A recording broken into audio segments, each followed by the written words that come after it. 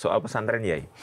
Jadi kan selama ini yang mungkin cepat viral itu pesantren-pesantren yang ada penyimpangan, yang banyak kejadian-kejadian. Ya mungkin apa ya, yang tadi tidak semua mengikuti faham yang benar gitu ya.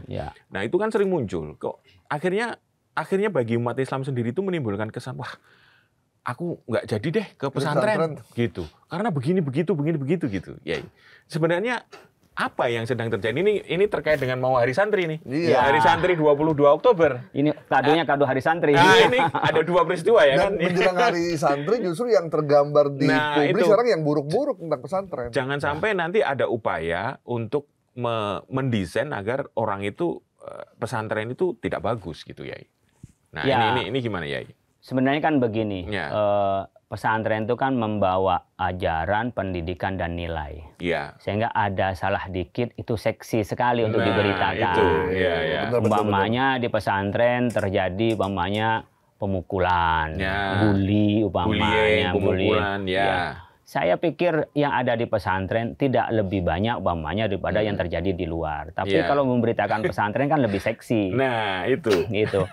Yang kedua, memang dengan pola sekarang yang orang mudah sekali bikin pesantren. Dulu orang bikin pesantren itu kan karena dirinya alim.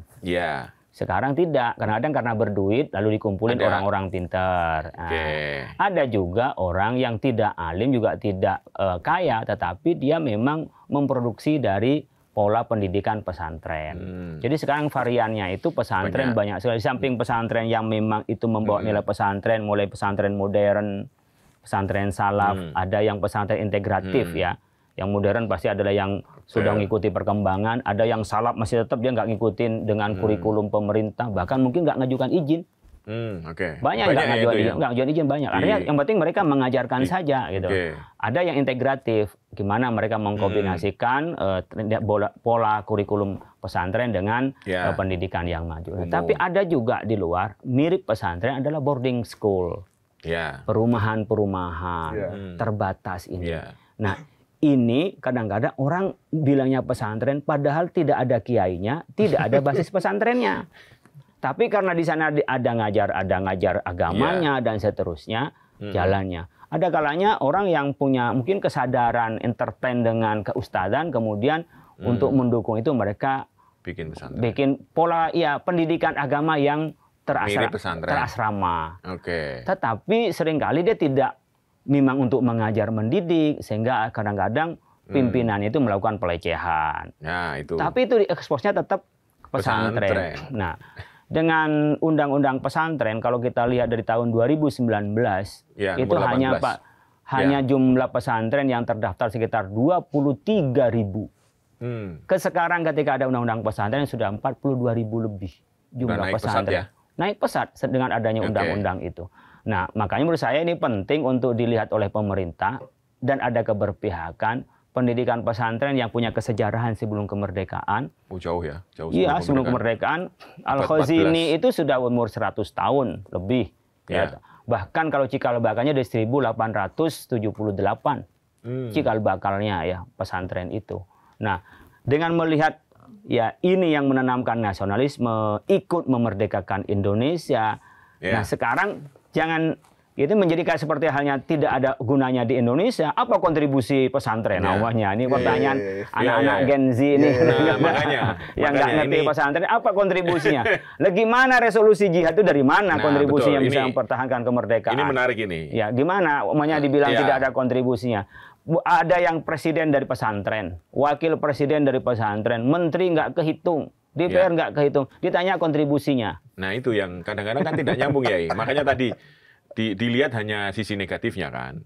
Nah, tapi kan selama ini kan setelah undang-undang pesantren ternyata ada kenaikan yang cukup banyak ya. Jumlahnya 42.000 dari sebelumnya 20.000. Nah, mungkin sekarang adalah bagaimana menjaga kualitas pesantrennya itu, karena kan di situ ada kriteria yang jelas ya. Tadi ada kurikulumnya, ada kiainya, ada yang jelas-jelas diajarkan di situ seperti apa gitu ya. Iya, seperti undang-undang ini yang sudah ada undang-undang, tapi implementasi undang-undang masih belum menggigit menurut saya.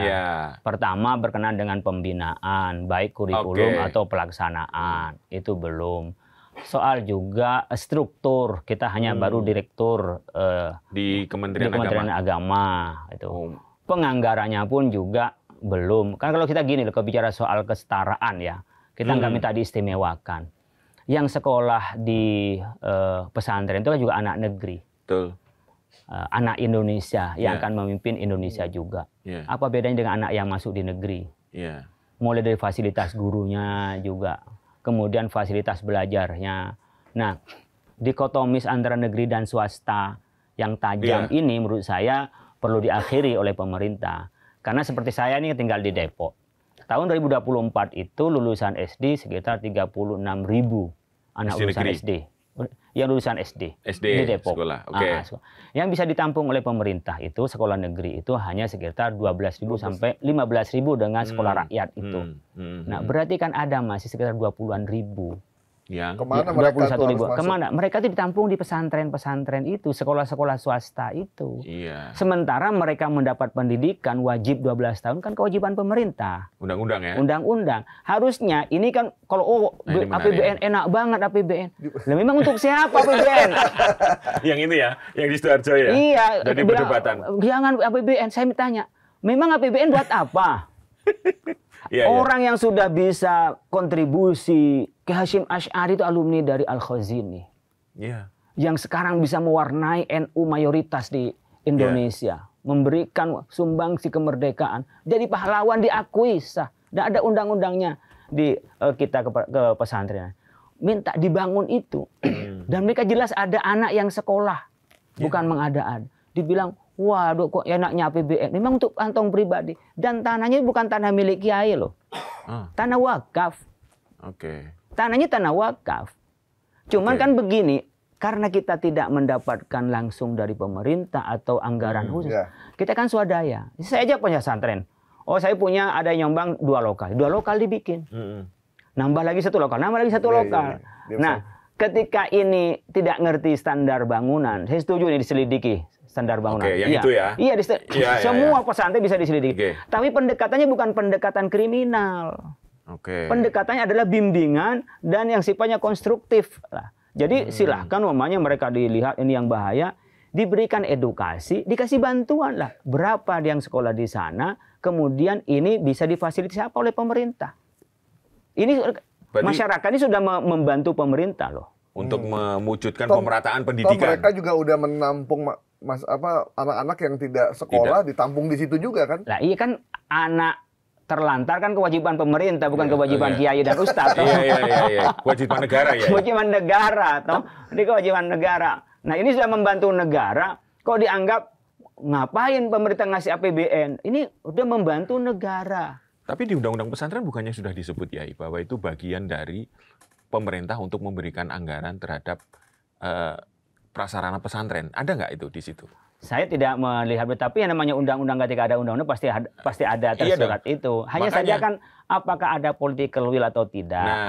Janji dulu kayaknya ada dana abadi untuk pesantren. Ada abadi pesantren itu gimana itu sekarang? Saya belum melihat efektivitasnya ya. Sejauh mana efektivitas dari janji kampanye itu. Nah, kalau menurut Kiai, gimana pemerintah mestinya untuk agar peran pesantren dan pendidikan umum itu bisa sejajar, Yai? Ya kita harus selain sudah ada undang-undang tadi tapi belum efektif ya kan? Gimana ya? Saya melihat ada yang pesantren lebih baik daripada negeri. Iya, banyak. Saya ngelihat ada beberapa pesantren itu yang lulusannya bukan hanya nembus dalam negeri, nembus luar negeri. Iya. Saya sebutlah Amanatul Ummah. Ya, umpamanya Sabilillah Amanatul Ummah di Mojokerto, Ki Asep itu. Umpamanya Sabilillah, banyak yang dilakukan oleh pesantren. Seperti hanya Bima punya Ki Jazuli itu juga bagus. Jadi kita banyak yang pesantren itu bagus. Makanya kalau kita ngelihat pesantren nggak bisa mengeneralisir. Ada pesantren yang itu juga bisa berkompetisi dengan sekolah negeri. Banyak. Juga ada pesantren yang dia memang khususnya tafakuh fiddin. Memang menyiapkan orang yang akan menjadi kiai. Jadi orang jadi ustaz. Dalam pemahaman kami dalam Al-Qur'an, wa ma kanal mu'minu liyanfiru kafah falaula nafara min kulli firqatin minhum ta'ifatun liyatafaqahu fiddin. Dalam ayat ini itu menyebutkan tentang hidup ini kita mencetak kader harus 2 kader. Kader pertama adalah kader berkenaan dengan orang yang akan mengatur duniawi ini, pemerintahan dan seterusnya. Yang kedua adalah orang yang memang tafakuh fiddin, orang yang mendalam ilmu agama. Maka pada saat perang di zaman Nabi itu jangan semua pergi ke medan perang, tapi ada yang belajar agama untuk apa? Ketika mereka menang untuk membangun bangsa ini nggak cukup dengan hanya harta atau kemajuan materi, tapi ada nilai. Nah disinilah di pesantren ada yang tak mau jadi negerikan, menjadi tafakuh. Bahkan ketika mereka kelas kuliah, dia nggak kuliah berarti ke UIN, enggak, ada Ma'had Ali yang sekarang dibimbing oleh Kementerian Agama, di pondok-pondok yang orang alim dibikin Ma'had Ali. Kata memang ada sumbernya dua. Di sini kan ketuhanan yang Maha Esa, dasar negara kita kan nggak semuanya hanya keadilan sosial bagi seluruh rakyat Indonesia, tapi ada yang pertama ketuhanan yang Maha Esa, ada nilai agama. Itu bedanya Indonesia dengan negara lain. Pas di Pancasila dasar negara itu ketuhanan yang Maha Esa. Ini yang disiapkan oleh para ulama. Ini disiapkan kemudian mereka jadi kiai. Nggak semuanya orang mampu jadi kiai. Nah ini yang disiapkan. Makanya kalau ini bagaimana bisa bersetara? Oke, yang memang harus kompetisi bersetara, berwawasan global, kita cetak. Ada sendiri. Ada tersendiri. Ada yang ini integratif umpamanya. Memang menciptakan ilmuwan. Ada yang sekedar yang penting tahu ngaji. Kenapa? Secara ekonomi nggak cukup, secara IQ juga nggak memadai. Ya udah, ini anak ini yang penting bisa ngaji, bisa ibadah, kemudian dilatih skill. Dari latih skill ini kadang-kadang dia masuk ke pesantren. Itu apa? Mulai dari pesantren dia tukang masak. Dan orang tuanya udah nggak ngirim. Udah masuk ke pesantren sambil sekolah, sambil bantu apa? Bahkan ngangon kambing. Ada. Ada. Tapi bukan berarti itu untuk kekayaan kiainya, enggak. Ketika ini sudah ada, dijual untuk biayain pesantren. Ini yang banyak salah. Itu banyak orang nggak paham. Dianggap kalau ini, wah dipekerjakan anak. Dia tuh nggak dipekerjakan anak. Dia udah kerja anak dengan sendirinya. Kenapa? Dia keluarga nggak mampu.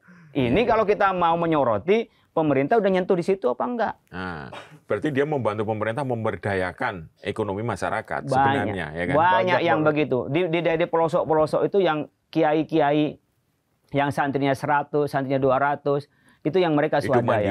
Mandiri mereka bahkan bisa yang punya pohon disumbangkan pohon itu dijadiin pemondokan sambil berternak. Kemudian ternaknya ini oleh kiainya dijual untuk apa? Membuat makan rame-rame dengan santrinya.